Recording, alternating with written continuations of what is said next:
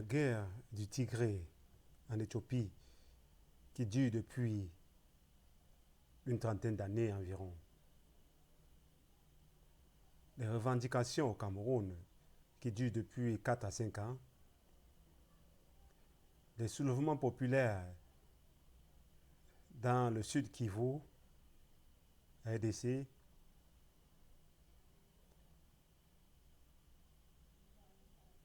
Le bel exemple de l'Angola qui a pu se régénérer. Oui, l'on se demande si les conflits interethniques, les conflits régionaux et les mouvements révolutionnaires sont le propre de l'Afrique. Eh bien, je tiens à vous dire qu'il n'en est rien. Les mouvements révolutionnaires, les mouvements de revendication sont parsemés à travers le monde. Nous avons les Basques en France, nous avons Catalogne en Espagne, nous avons même certains au Canada, nous avons une bonne partie aux États-Unis, nous avons d'autres mouvements à l'intérieur de l'Europe, d'autres plus ou moins sanglants, mais toujours est-il que tous ces mouvements de quête de revendication sont dus à une principale cause, c'est l'égoïsme humain. Oui, bienvenue sur Africa Light, je suis John Bapo. Si vous n'avez pas encore commencé, abonnez-vous. Mettez un pouce j'aime car la thématique va vraiment vous intéresser. Suivez-la de bout en bout. Prenez votre temps, faites vos commentaires, faites vos remarques. Permettez-nous d'améliorer ces contenus. Oui, abonnez-vous sur Africa Light et vous allez recevoir des vidéos édifiantes qui nous aideront à avancer davantage vers des moments meilleurs. Oui, nous avons décidé par cette nouvelle fréquence de vous proposer 2 à 3 vidéos par semaine. Aidez-nous à le faire. Abonnez-vous parce que vous participez ainsi à la revalorisation de l'image de l'Afrique en permettant que des contenus soient accessibles au plus grand nombre. Partagez ces vidéos et surtout apportez vos commentaires, vos remarques qui permettront d'avancer ensemble vers une Afrique meilleure, une Afrique de lumière. Oui, sans plus tarder, la vidéo d'aujourd'hui s'intitule La mentalité rétrograde. Oui, rétrograde en Afrique. Suite, nous avons déjà par le passé abondamment développé cette partie par une vidéo précise où nous abordons de manière détaillée les éléments qui peuvent être des freins mentaux qui empêchent l'Afrique d'évoluer. Et nous parlions en ce moment de la parole, du pouvoir de la parole, de la pensée. Nous allons y revenir, mais pas de manière détaillée. Nous allons davantage par cette vidéo aborder d'autres points qui permettent, s'ils sont corrigés, et je sais qu'ils seront corrigés, qui permettront à l'Afrique d'avancer. Oui, la mentalité rétrograde en Afrique, par cette vidéo suivante, pour ceux qui n'ont pas vu la première, je vous convie à aller la voir sur Africa Light. Par cette vidéo suivante, la mentalité rétrograde, comme je disais tantôt, c'est déjà le défi ou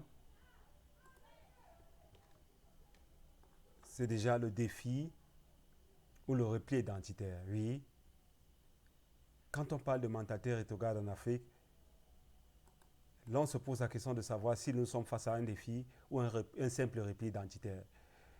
Mais je tiens à dire que qu'importe le seuil sur lequel on se place, quel porte l'angle, la mentalité rétrograde en Afrique, c'est surtout une question de communautarisme. Et déjà même, il est politique, il commence à la tête. Dès qu'on vous donne un petit poste de pouvoir, ou on vous donne une entreprise, vous prenez tous vos frères de votre région, vous mettez dans l'entreprise en grande partie, et vous donnez des postes symboliques. dans l'entreprise à ceux qui ne sont pas vos frères, juste pour fermer les yeux et dire que vous êtes aussi dans un équilibre. Ici, dans mon pays, on parle même d'équilibre régional. Pourtant, la disproportion est flagrante et même à la limite indécente. Presque tous les postes où on peut avoir vraiment de l'argent, où on peut avoir du pouvoir, où on peut impacter sur le pays de manière durable, efficacement, où on peut prendre une décision qui change efficacement le pays, sont monopolisés par des frères, des amis, des confrères, des fraternités et autres. Et après, on parle d'équilibre, on parle de pauvreté, on parle d'expérience, du manque d'expérience des jeunes. Comment un jeune peut avoir l'expérience quand il n'a jamais travaillé, quand il n'a aucune possibilité de travailler? Surtout qu'on sait que presque la grande majorité de ces gens qui nous gèrent ont bénéficié de bourses allègrement payées, sont allés dans les plus grandes écoles. Et presque tous étaient des fils de paysans, des fils d'agriculteurs, des fils de gens démunis. Mais ils ont eu la grâce d'être dans des conditions où les Camerounais, par exemple, pour mon pays, n'étaient pas encore assez nombreux.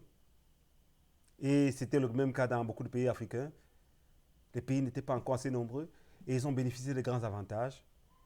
En revanche, quand ils sont arrivés, nonobstant les mouvements, nonobstant les limites comme les plans d'ajustement structurel et autres, quand ils sont arrivés, ils auraient pu faire quelque chose. La preuve, c'est que Thomas Sankara a changé tout le Burkina Faso en 4 ans. Il a fait ce qu'on dit que d'autres pourraient faire en 20 ans, 30 ans. Il a fait en 4 ans. Il n'est pas le seul. J.L. Rawlings et d'autres en Afrique, surtout en Afrique de l'Est, qui ont essayé d'apporter vraiment de la lumière, qui ont mis leur pays sur des rails, n'ont pas tenu compte du fait qu'ils appartenaient à une ethnie précise. Ici, chez nous, on parle même couramment de vous qui venez du Bénin, de vous qui venez de machin, vous qui n'êtes pas des vrais Bantous. Oh là là. Quand je pense que toute l'Afrique vient presque du même socle,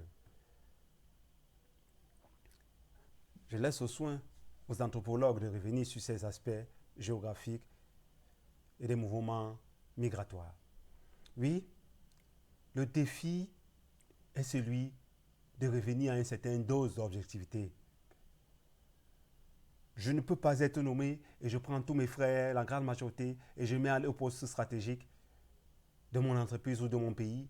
Et après, quand ça ne va pas, je dis que je brandis un drap accusateur sur les autres, j'actise les mouvements de haine par-ci, par-là, et je dis que ce sont les autres, oubliant que ce sont mes décisions, mes actions à moi, qui impactent négativement sur mon pays. Oui, j'exhorte nos dirigeants à prendre leurs responsabilités, car je sais que ça n'arrivera pas, mais ça n'arrivera pas si l'on agit de manière efficacement maintenant, s'ils prennent leurs responsabilités, car les bombes à retardement, l'implosion qu'ils sont en train de préparer, en bloquant tous les seuils, en mettant leur progéniture à tous les postes les plus importants, en s'accaparant de toutes les richesses et en laissant juste quelques miettes au peuple qui n'a que ses yeux pour pleurer, c'est une bombe à retardement qui, plus que la France, plus que l'Occident, pourra faire imploser la majorité des pays africains, surtout en Afrique centrale. Il est encore temps pour nos dirigeants d'agir de manière consciente, de manière humaine. Oui, je ne peux pas continuer dans ce sens puisque chez nous en Afrique, on dit qu'on ne donne pas les conseils aux aînés. On suit, je regarde sagement les actions qui seront posées par nos aînés, car je sais que la lumière brillera et l'Afrique se rétablira. Oui, le défi identitaire est celui de l'acceptation véritable, car à ce niveau, ce n'est pas simplement les dirigeants. Chaque communauté croit qu'elle est supérieure aux autres. Chaque communauté croit qu'elle a mieux que les autres, qu'elle mérite mieux que les autres. Pourtant, dans le fond, qui parmi nous mérite mieux que l'autre? Il y a abondamment de nutrition, d'aliments, de nutrition, d'argent dans ce monde. Tenez par exemple, les statistiques montrent que juste 15% des richesses de ce monde suffirait à nourrir la planète, à nourrir cette terre à même permettre à cette terre de s'épanouir.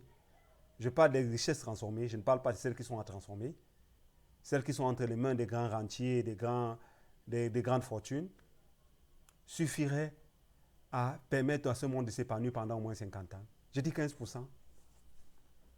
Il y a beaucoup d'autres statistiques. Mais qu'est-ce qui est fait? C'est une course au capitalisme aveugle. Oui, au niveau individuel, chacun de nous, à son niveau, a son rôle à jouer car le défi identitaire est aussi un défi d'acceptation. Oui. En second lieu, nous avons les gestes anodins. Je ne citerai pas trop à ce niveau-là, car j'ai consacré toute une vidéo où j'ai longuement parlé. Mais pour donner quelques exemples, quand vous passez dans votre taxi et vous finissez de déguster une banane bien juteuse et que vous jetez de manière accidentelle cette peau de banane ou cet emballage de chewing-gum, cet emballage de bonbons, cet emballage de beignets de manioc ou de beignets de maïs que nous affectionnons, quand vous jetez ça par la fenêtre du taxi, sans même jeter un coup d'œil et vous continuez votre chemin, à qui pensez-vous qui va ramasser ces emballages? Eh bien, ce sont d'autres enfants, comme les vôtres. Des préservatifs qu'on jette par-ci, par-là, toutes sortes d'ordures, de saletés. Vraiment, les gestes anodins, je n'inciterai pas trop, mais ces gestes font beaucoup plus mal. Tenez par exemple, quand vous passez votre temps à dire à vos enfants, oh toi là le délinquant, oh toi là l'idiot là, oh toi là le ceci là, oh toi là l'étau là, mais vous ne lui donnez pas les moyens de devenir un étau. Vous ne l'envoyez même pas à l'école, vous ne lui donnez même pas les godasses pour jouer au football. Vous passez le temps à dire que ça sera un étau. Oui, c'est bien, il peut devenir un étau, mais aidez-le à devenir un étau en lui payant au moins une petite godasse. C'est un geste anodin. Même si c'est une vieille godasse, elle aidera à devenir un étau. Ne passez pas autant à insulter, à se moquer des enfants, à leur dire des choses à longueur de journée, à dire des choses à longueur de journée aux enfants des autres, à maudire les enfants des autres en espérant que les vôtres seront mieux. Bref, ces petits gestes anodins, qu'ils soient verbaux, qu'ils soient concrets, ces petits gestes anodins, quand on se lève le matin, on n'arrive pas à sourire à son voisin, même si on a mal dormi, ou parce qu'on a une chance, ou un deuil, ou un événement malheureux chez soi, on regarde tous ses voisins avec colère, avec rengaine. On se comporte avec ses voisins comme si ce sont eux qui sont responsables de notre malheur. Ce sont des gestes anodins, mais qui pourrissent à la fois notre vie, mais la vie aussi de ceux, notre entourage, mais je dirais davantage la vie de ceux qui les font. Oui, nous avons tous nos limites, même moi qui parle, mais à ce niveau, nous devons limiter ces gestes anodins. Car ces gestes anodins, parfois, sont source à grandes conséquences. Je terminerai en disant, un des gestes anodins les plus majeurs, c'est le vol, la corruption, à petite échelle. Oui, on commence petit à petit à voler 2, 3, 4 francs, 5 francs dans la caisse, dans le budget. À la fin, le projet n'est pas réalisé et les routes continuent à être non bitumées, et ainsi de suite, des causes davantage d'accidents, de maladies, ainsi de suite. C'est une chaîne qui s'enchaîne. Oui, permettez-moi la répétition. Et après, les conséquences sont parfois difficiles. Nous allons y faire face. Oui. Faisons y face avec grandeur et permettons à nos gestes d'apporter beaucoup de lumière, de bien-être à nos populations, à notre entourage. Permettons à nos gestes, faisons des gestes qui aident à mieux construire nos sociétés.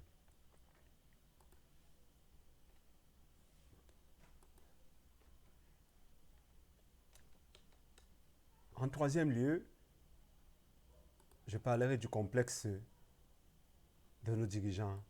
Oui, nos dirigeants, en grande majorité en Afrique, surtout en Afrique francophone, sont hyper complexés. Certains, même en Afrique de l'Ouest, Certains dans notre région d'Afrique sont aussi complexés. Mais nos dirigeants sont hyper complexés. Ils ont pourtant fait les mêmes écoles que ceux qui les dirigent. Ils sont pourtant dans les mêmes cercles.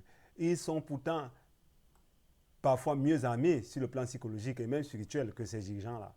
Mais regardez le complexe. On dit que pour battre monnaie, il faut faire ceci, il faut faire cela. Mais là, on est conscient que sa population souffre.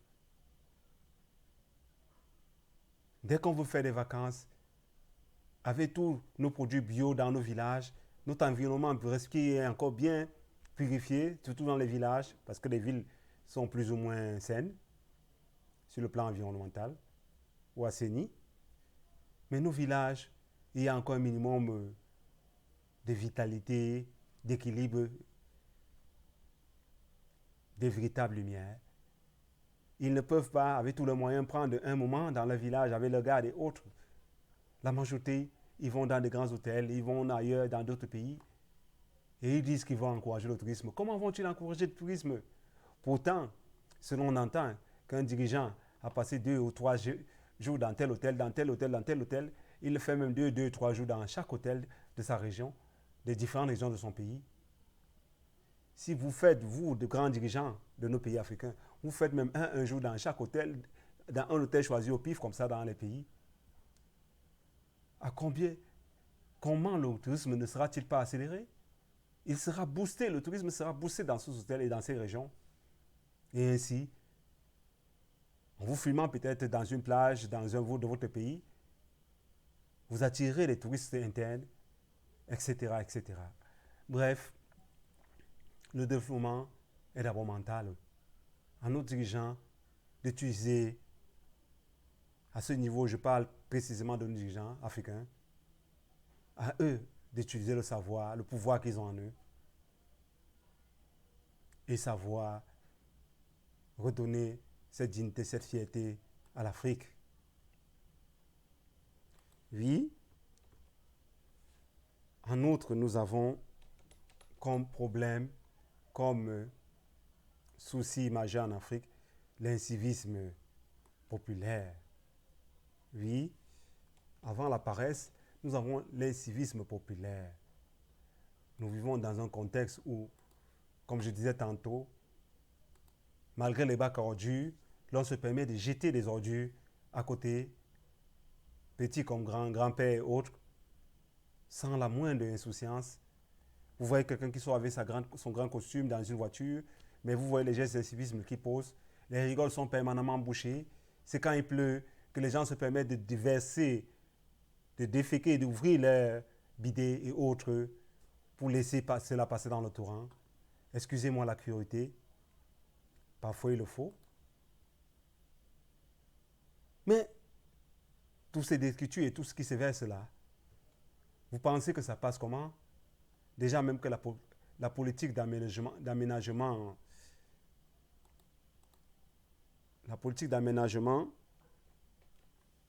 je dirais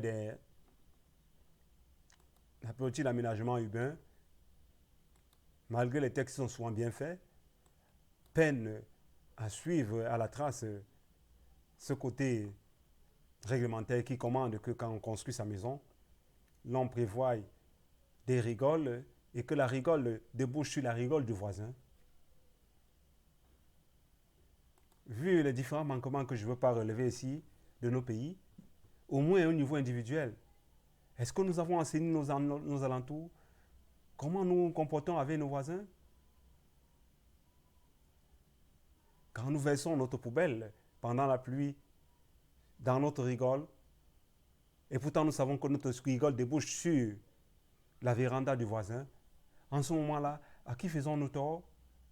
Est-ce que nous aidons notre voisin? Et si notre voisin fait de même, à la fin, les rigoles sont bouchées et on dit que c'est l'État. Tout n'est pas la responsabilité de l'État. C'est notre responsabilité à nous. C'est notre responsabilité à nous. Comment nous entretenons les infrastructures de nos pays? Comment nous nous comportons, nous citoyens? Oui, nous avons aussi notre part de responsabilité dans l'état de délabrement, que ce soit mental et surtout matériel et physique de nos États, certes qui faillissent sur le plan du contrôle et sur le plan de la corruption, Mais au niveau de l'incivisme que nous manifestons, cela fragilise davantage le peu d'efforts qui sont faits. Aussi, à chacun, à chaque niveau, que ce soit l'État, que ce soit les populations, à chacun de prendre ses responsabilités. Je n'insisterai pas trop à ce niveau. Il y a beaucoup d'exemples d'incivisme, à vous de voir.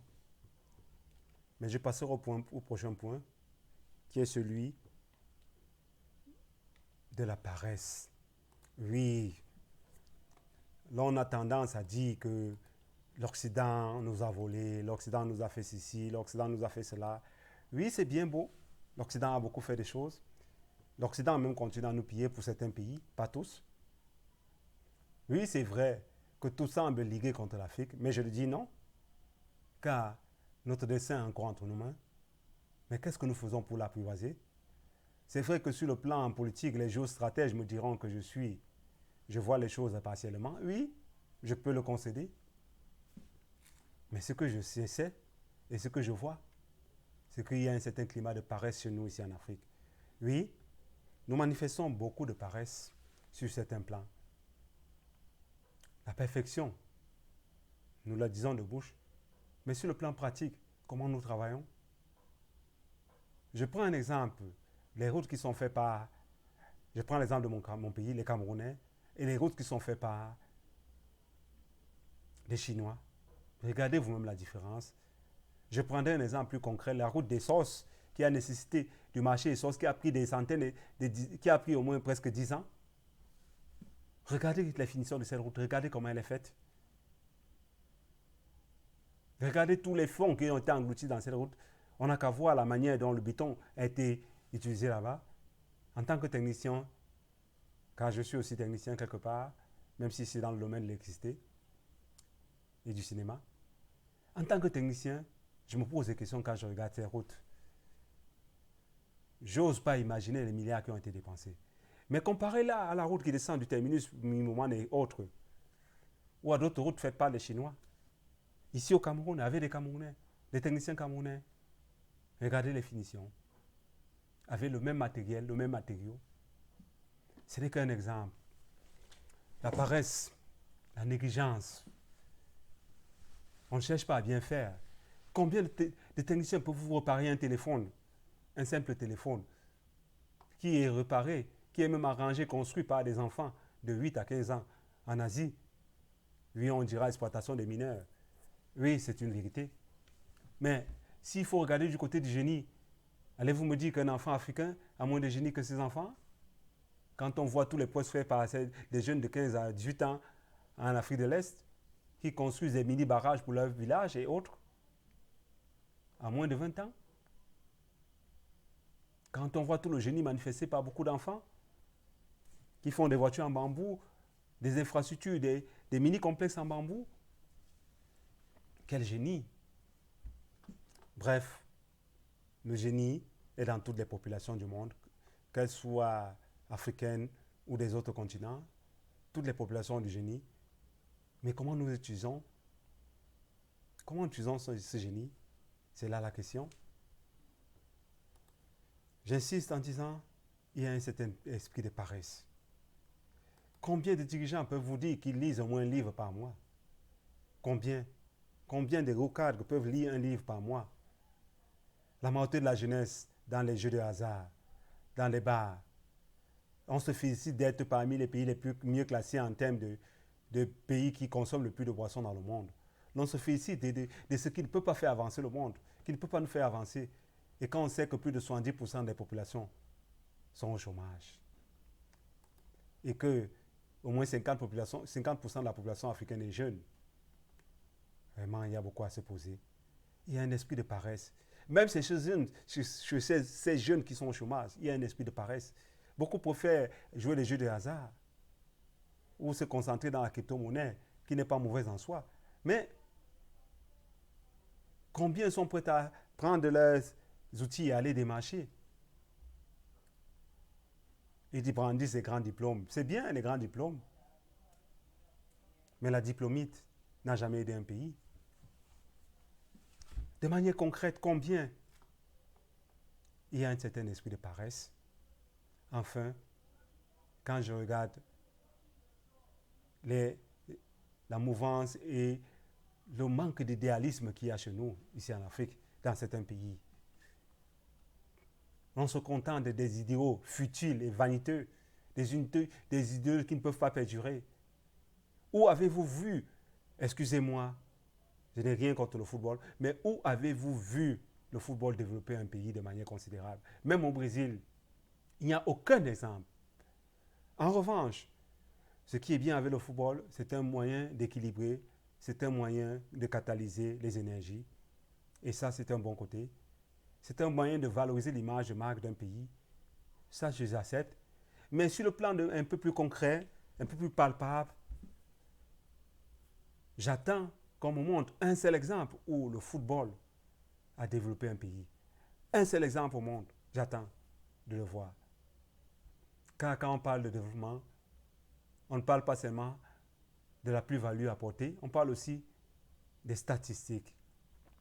Certes, il y a une plus-value avec le football, mais sur le plan statistique, même simplement, dans un pays de 4 millions, on n'arrive pas à trouver 5 000 personnes employées par le football.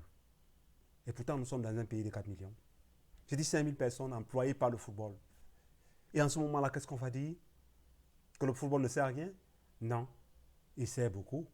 Puisque ceux qui sont au chômage, là, quand ils voient un petit match et autres, ça calme leur cœur, ils se réjouissent d'une victoire et autres, et ils peuvent ainsi voir passer la journée. Mais cela n'enlève en rien le fait qu'ils soient au chômage et que demain ils doivent payer les factures. Aussi, la plus-value est importante, mais il faut qu'elle se transforme de manière concrète. C'est pour cela que je pense que l'on ne doit pas se contenter des activités qui nous mènent vers la paresse. L'on doit développer un climat d'efficacité, d'efficience même, je dirais. Mais l'on doit surtout apprendre à devenir pointu, je dirais même perfectionniste par moment. Oui, les finitions de nos meubles, les finitions de nos produits dérivés que nous présentons sur Internet et autres, les finitions de nos travaux, de nos routes, de nos infrastructures. L'Afrique doit retrouver son génie d'avant, son génie d'il y a quelques siècles, retrouver sa grandeur et son esprit de perfection. Oui. Enfin, je parlerai des compétences qui doivent être valorisées de manière efficiente. Oui, la quête efficiente des compétences. Sortir de la mentalité rétrograde, puisque c'est de ça qu'il s'agit, c'est chercher de manière systématique, s'appliquer, chercher de manière durable à implémenter des compétences et les implémenter de manière efficiente. Oui, la quête efficiente des compétences, c'est celle qui passe certes par les humanités classiques africaines, mais aussi les nouvelles technologies. Oui, il s'agit à ce niveau de mieux mettre en avant les compétences qui permettront vraiment à l'Afrique de se développer, de transformer ses minéraux, d'avoir sa propre monnaie, de battre sa propre monnaie avec les propres systèmes de sécurité de sa propre monnaie, de créer son propre système financier, de créer son propre système numérique, ses propres systèmes décentralisés, ses propres cryptos, comme certains sont en train de commencer. Oui, certains, heureusement, sont en train de le faire petit à petit. À l'Afrique de devenir libre.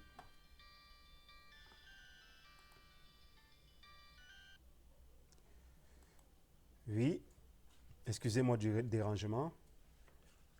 La quête efficiente des compétences, c'est la transformation de nos compétences aux savoirs locaux, en savoirs pointus, en technologie que nous allons vendre même au reste du monde. Certains ont déjà commenté, mais cela se fait de manière éparse. Certains grands chercheurs africains ont commencé à le faire, mais le plus souvent, c'est au service de certains pays.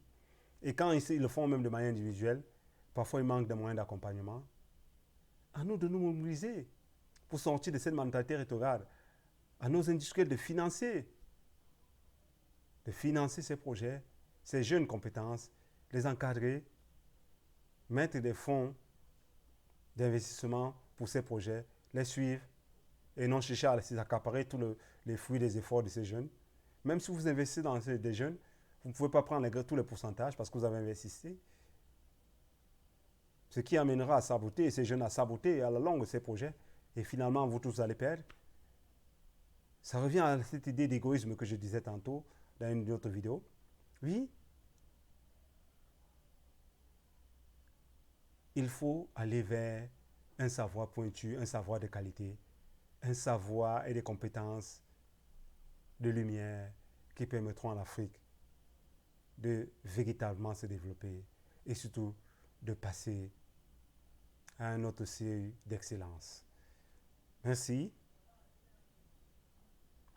Merci à vous tous.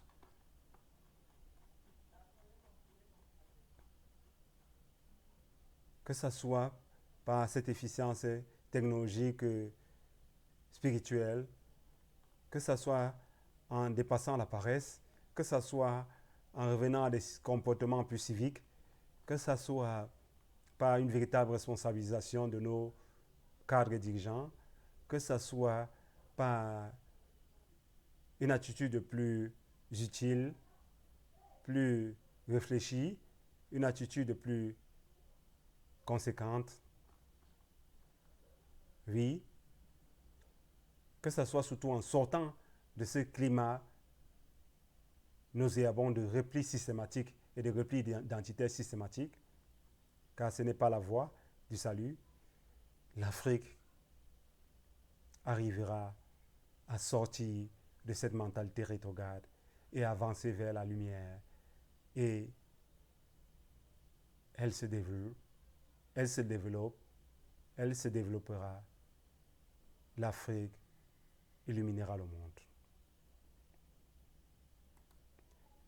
Activez la cloche de notification, mettez un pouce, abonnez-vous et surtout partagez cette vidéo, faites des commentaires. Africa Light est pour vous, Africa Light est avec vous. Liberty, we gotta free to our liberty. We got to move to our liberty. We gotta come out strong. Oh, got to move and we got to move to our